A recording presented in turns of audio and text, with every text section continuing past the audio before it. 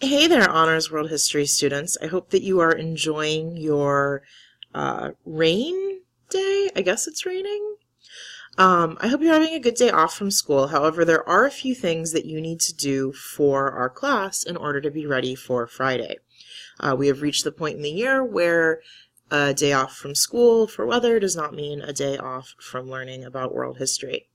So you're going to take yourself to our Google Classroom page where you will find your assignment on the influence of the Catholic Church in Europe after the fall of the Roman Empire. So here's how that assignment's going to work. You have some review of the origins of Christianity to take a look at here. You're going to answer the questions in the expanded knowledge section. Sometimes there will be hyperlinks to follow. Sometimes you will need to use your knowledge that you have learned from the assignment. Take a look at the learning goal and the big idea here to let yourself know what the goal for our outcomes are.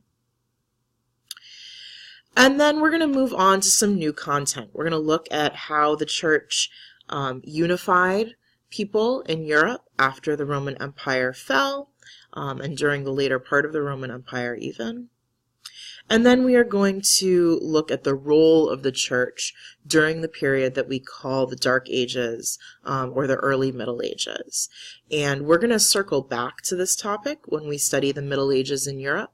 But for now, it's important that you know what the role of the church was at this time and about this guy Charlemagne, who was really important to solidifying the role of the church in Europe. We will have a quiz on Christianity, on its spread and influence on Friday in class. You will have ample time to ask questions and review beforehand, but it is important that you complete this assignment prior to our class on Friday. Please feel free to send me an email if you have any questions, or come tomorrow morning to get a pass for advisory if you prefer to complete this work at school. Have a good day, guys.